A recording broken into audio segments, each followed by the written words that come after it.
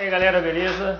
Sou o professor Alan aí de novo com vocês. Estava aí um tempo sumido, 2 semanas, me perdoem. Estava resolvendo algumas coisas aqui, então vamos lá. Vamos continuar com a nossa aula aí, pessoal do pré-vestibular. E hoje a gente vai falar daquele que realmente é o marco, é o icônico na filosofia, é o notório, nosso querido Sócrates, ou Socrates, o pessoal brincando, brincadeiras à parte. Nosso querido Sócrates, o homem que realmente muda todo o panorama da filosofia, ele muda todo o conceito, tanto que a gente fala do cara há mais de 2000 anos. Então, para você ter uma ideia, o camarada tem aí na filosofia antiga, com certeza a figura mais importante da filosofia antiga, galera, principalmente junto aí depois, claro, com as pessoas que ele vai inspirar, principalmente nos seus grandes alunos, se não o seu maior aluno, o Aristóteles, o de costas largas, o apelido Platão, que era o nome do Platão, era esse, ainda vai ter um videozinho pro Aristóteles ainda, pro Platão, beleza, galera? Então vamos nós. O Sócrates, ele era essa figura relevante, filho de, não só relevante, de longe a das mais relevantes, não a mais relevante da filosofia antiga. No caso, o Sócrates, ele, para vocês terem ideia, ele realmente divide o pensamento. Vocês têm a filosofia antiga, tem os pré-socráticos, que eu volto a afirmar, vou deixar depois também um videozinho do pré-socráticos. Não confundam, alguns pré-socráticos foram contemporâneos ao Sócrates.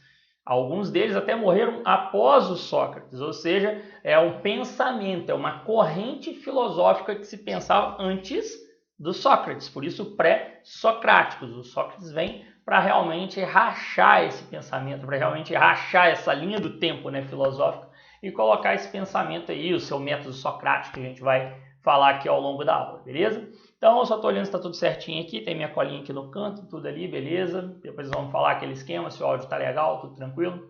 Então, bora lá, galera.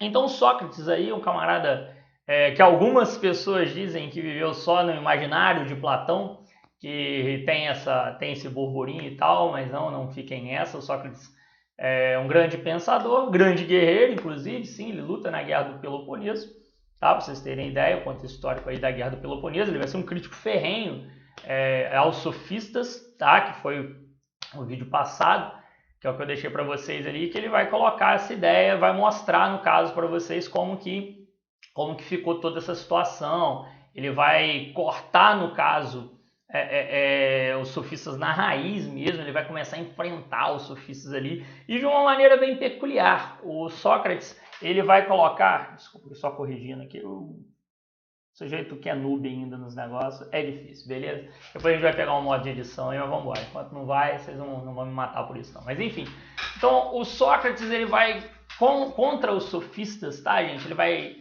cutucar mesmo os sofistas com força, como eu deixei o gancho do último vídeo para vocês, que os sofistas, só para vocês lembrarem, resgatando, vem a ideia ali, né, que é o Protágoras, né, que é um dos que fica mais famoso, que o Protágoras fala que o homem é a medida de todas as coisas. Lembrando que os sofistas buscavam a doxa. O que é a doxa, gente? É a opinião. E a opinião, como o próprio Protágoras dizia, pode ser o homem. A medida é o próprio homem. Então, ou seja, os sofistas pregavam a doxa, tá? Que era essa busca que a gente pode colocar como senso comum ou opinião comum, colocando aí dentro da filosofia. O curioso é que o nosso querido Sócrates, ele ia pelo caminho inverso. O Sócrates, ele ia na aletheia, gente. A aletheia, que é a palavra em grego aí, a busca da verdade, tá? Busca pela verdade. Então, você já vê a diferença. O camarada, ele buscava outra coisa, por isso que ele ia de frente aos sofistas. Mas como que o Sócrates começou a fazer isso? Vamos voltar aqui no contexto, gente. Como eu disse para vocês, ele combate na Guerra do Peloponeso, igual eu estou olhando aqui. Ele é filho de artesão com parteira, se não me engano. E ele tem esse embate versus doxia e aletheia, né? A doxia dos sofistas e ele com a aletheia, que ele tem a busca da essência, tá? E o que é a busca da essência para o Sócrates? É o conhecimento de si, é a alma, vamos dizer assim, para o Sócrates, é esse conhecimento de si, é você se conhecer, saber quem é você, beleza? E nesse saber se conhecer, o Sócrates, ele ia, e ele... desculpa que eu já estava adiantando aqui de uma coisa muito importante, lembrando que a gente está com foco para o Enem, gente, então, para o seu Enem, para você ter sempre esse foco, lembre-se, Sócrates nunca escreveu nada. Atentem-se a isso, repetindo, Sócrates nunca escreveu Nada. Quem escreveu tudo foram seus alunos, todo o conto que a gente tem. Você pode ver como tem o mito ou a alegoria da caverna, né, que está dentro da República do Platão, que é o Platão que escreve, que é o Platão que retrata, entre outros alunos, claro, de maior notoriedade é o Platão. E ele vai escrevendo sobre o que o Sócrates falou, sobre tudo que o Sócrates fez. E o Sócrates, como eu disse a vocês, ele sai dali da guerra do Peloponeso, ele é um guerreiro, ele luta, então ele está ali nessa questão. Para ele uma guerra sem sentido, completamente sem sentido. Vou deixar isso mais para o final do vídeo para vocês entenderem, tá?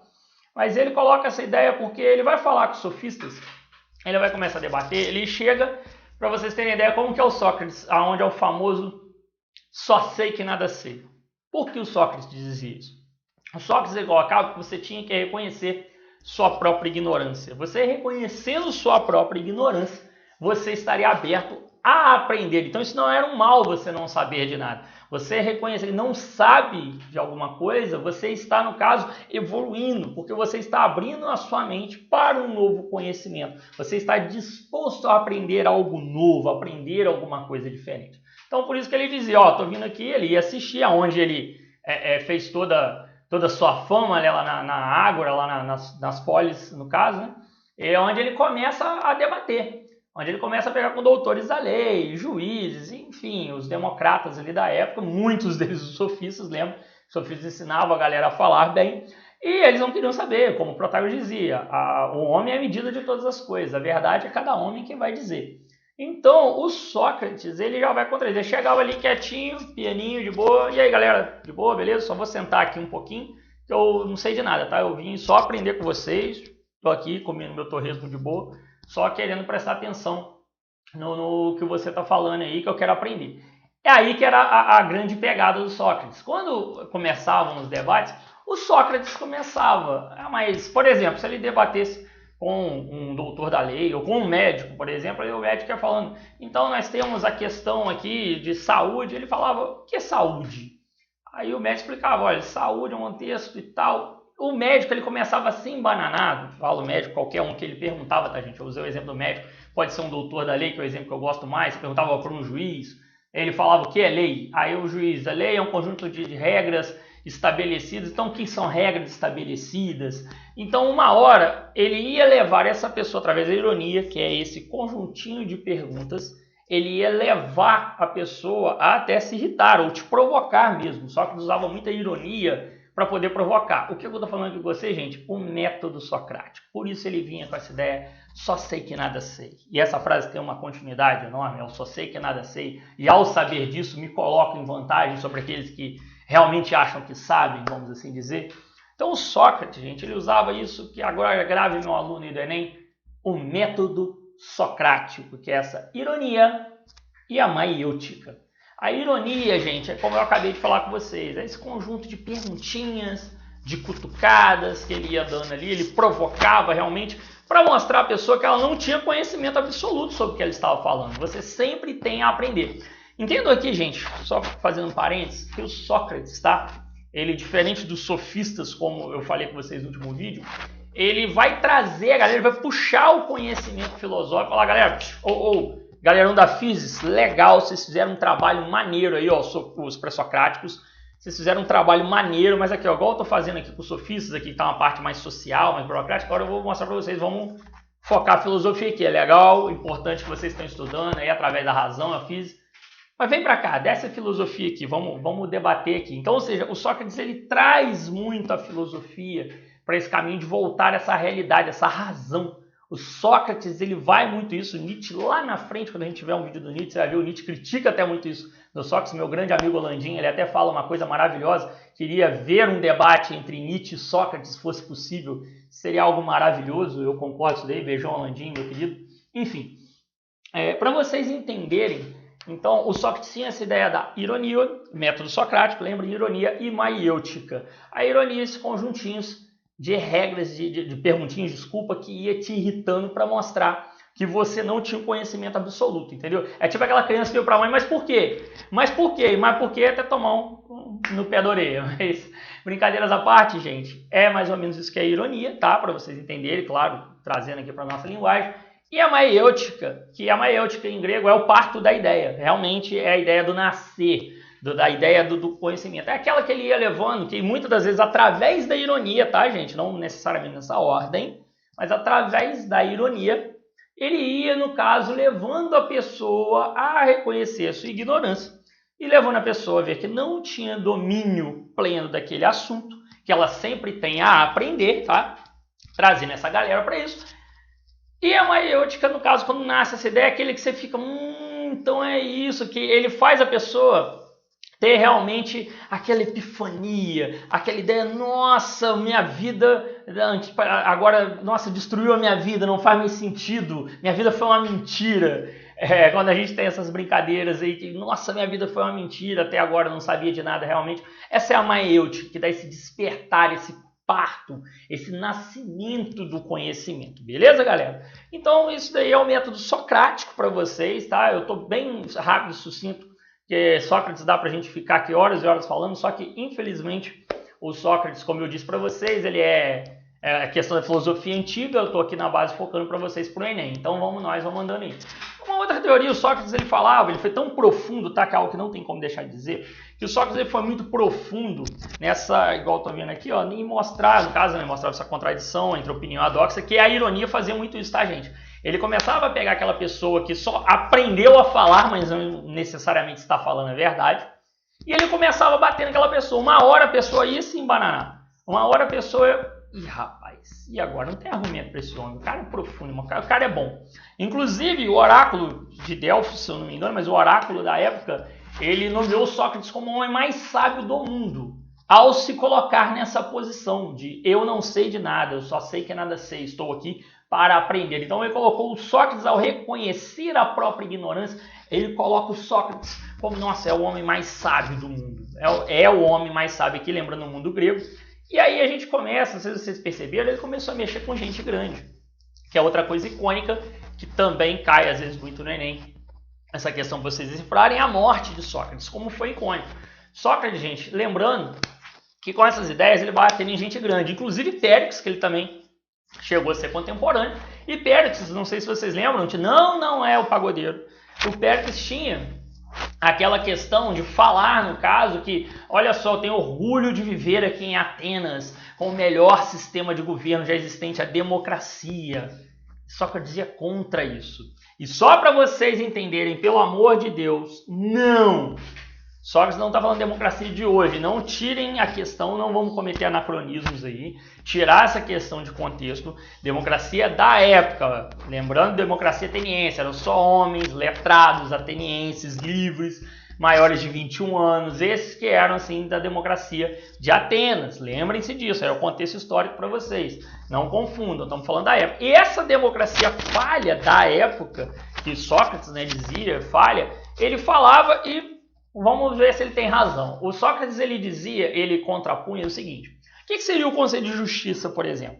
O conceito de justiça, se fosse justo, não estaríamos, no caso, lutando contra nossos irmãos. Ele falava muito isso, que às vezes você fala o conceito de Sócrates das coisas, gente, amizade, beleza, tudo era mais profundo, tá? Num contexto mais profundo. Inclusive, os sofistas que eu já falei com vocês lá, que eles trazem aquela questão do belo, que era antigamente o guerreiro Aquiles, aquela coisa bonita do guerreiro, para o belo é esse do conhecimento. Então olha como Sócrates exalava essa beleza, mas aí ele falava, mas o que é essa beleza realmente? Então ele ia muito profundo nas questões, o que é um contexto de amizade, de coragem, os contextos que ele colocava: coragem, beleza, amizade, amor, justiça e o bom governo. Sócrates, depois até Platão vai desenvolver isso de uma outra forma, chegando até a ideia do rei filósofo, enfim, vamos deixar isso para a aula do Platão. O Sócrates, gente, ele era muito interessante essa ideia que ele chegava e falava: então tá, então vocês estão falando que esse governo é bom. Beleza. Vamos entender uma coisa aqui. Se você precisa, no caso, de um médico, você está doente, você vai procurar um médico, cara. Você não vai procurar, sei lá, o soldado para poder te medicar. Você não vai procurar, no caso, o trovador para poder te compor uma música, não. Você vai procurar o especialista na área do conhecimento. E entre qualquer situação você vai fazer isso. Então, Sócrates, então como que isso aqui vocês estão falando que funciona? Se referindo à democracia da época. da Grécia. Porque como que você vai me dizer que um governo onde todo mundo fala aqui, dá pitaco, não está preparado para isso? Olha o que os sofistas estão fazendo. Ele batia de frente, lembre-se disso, batiam ali muito com isso, os sofistas ficavam pé da vida. E ele falava, desmoralizava muitas das vezes, né? Porque esse é o conhecimento que mostra quem sabe mais, o Sócrates estava sempre dando na cabeça dessa galera. Então, gente, o Sócrates começou a mostrar isso. E vai contra esse discurso do Péricles. Porque ele vai contra esse discurso falando, não, esse negócio aí não serve, essa democracia de vocês está errada. Porque você precisa de alguém que estude política para poder falar de política. Não é qualquer um que você vai colocar. Contextos agora tão atuais, não? Enfim, mas você coloca o quê, gente? Você precisa, no caso, de ter alguém que estude política para falar sobre política. Você precisa ter alguém especializado na política, que estude mesmo a fundo, para poder tomar conta de uma forma decente da política, para poder ter um preparo para essa política. Não é alguém despreparado como os que estão aí, ele dizia. E nesse ciclo, essa galera poderosa começa a perseguir o Sócrates e acusa o Sócrates de corromper a juventude. Lembrando que o jovem, ali mais cabeça aberta, mais de boa, galerão tá ali de boa na polis e fala, pô, curti esse maluco, curti as ideias desse maluco. Seguiu o Sócrates aí, vamos nessa ideia aí que eu gostei. Essas ironias do cara aí é uma parada maneira. E essa galera vai indo, então, vai seguindo Sócrates. Então, os sofistas, principalmente, os aristocratas da época, enfim, a maioria deles, eles vão lá, os que estão incomodados com Sócrates, como diz, batendo muita gente, eles acusam Sócrates de corromper essa juventude e a condenar à morte. E outro ponto para a gente fechar nossa aula, e é um dos pontos cruciais, também emblemático, essa morte de Sócrates. Porque Sócrates, eu chutando a câmera aqui igual um bisonho, foi mal. Sócrates, no caso, gente, você pega o Sócrates, ele foi condenado à morte, mas ele poderia, no caso, se safar da morte, que lá tinha uma condenação, ele ficou um mês ali se despedindo dos seus entes queridos, alguns dos seus discípulos, no caso, como Platão, que tinha uma graninha, era aristocrata, inclusive, na época, depois em outro contexto, ele, pô, vamos lá, eu banco pra gente vazar fora, vamos fugir e tal, para você se salvar. E Sócrates não, se mantinha pleno, tranquilo. Isso é algo emblemático da morte do Sócrates. Ele se mantém tranquilo, os seus discípulos chorando, querendo que ele vá embora. Tem esses relatos escritos por Platão, ele querendo fugir, a galera querendo que ele fugisse e ele não. E ele convicto do que ele falou, se eu tenho que morrer pelo que eu disse, eu vou morrer, que eu não volto atrás, que ele só se salvaria, né, da morte, foi condenado à morte por isso, por corromper a juventude, ele só se salvaria da morte se ele negasse tudo que ele falou, tudo que ele ensinou, ele falou, eu não vou negar. Então ele virou e falou, eu vou então arcar com as consequências, é condenado à morte por envenenamento, por cicuta. Então, um veneno que demora a morrer. E engraçado, quando ele tomou a cicuta, alguns relatos dizem que ele ainda permanecia tranquilo no limite que o ser humano que está ali morrendo envenenado, ou seja, ele estava convicto da morte dele, ele aceitou essa ideia, ele abraçou o legado e como funcionou. Então, aí, além de mudar todo esse pensamento filosófico, dar um outro rumo à filosofia, de dividir essa linha cronológica da filosofia usando seu nome entre os pré-socráticos, estamos aí há mais de 2000 anos falando do nosso querido amigo, o Sócrates. Beleza, galera? Então, um abraço para vocês. Eu espero que vocês tenham gostado. Deixa aí qualquer comentário, qualquer dúvida lá pelo WhatsApp, vocês podem tirar aí, ou aqui pelos comentários. A gente vai debatendo aí. Na próxima aula eu devo postar algumas coisinhas sobre sociologia também para a galera, para ficar de boa, para vestibular do Alex Freitas, e galera aí do YouTube. E também para vestibular do UCEDIR, não sei porque eu estou com o livro na cabeça, o UCEDIR, no caso, que é o pré-vestibular ali da São José. Para a galera também, eu vou continuar depois essa aulinha com Platão, beleza, galera? Então, vamos lá, vou postar depois um pouquinho do surgimento da sociologia, Augusto Conte, positivismo, também colocando a ideia do nosso Émile Durkheim, e depois nós vamos entrar aqui num Platão, beleza, galera? Vou estar toda semana pelo menos postando 1 ou 2 vídeos, tá? Vamos direto, agora que eu resolvi alguns problemas que estavam aqui. Não vai ficar faltando vídeo para vocês não. Tamo junto, galera. Se inscrevam aí no canal. Ativa o sininho, vamos lá. Tamo junto, galera. Um grande abraço para vocês. Valeu!